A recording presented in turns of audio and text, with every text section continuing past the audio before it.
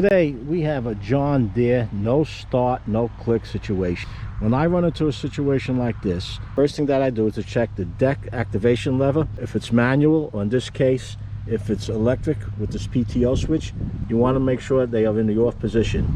That done, the next thing I do is to check the battery to make sure the battery is fully charged. Once that's taken care of, the next items I look into are the safety switches and the fuse, whichever happens to be most convenient to me at the time. These mowers, you have several safety switches.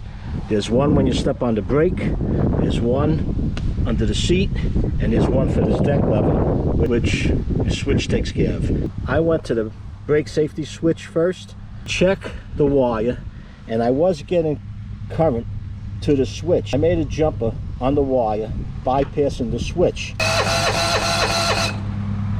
I jump in the wire, it confirms that this safety switch has to be changed.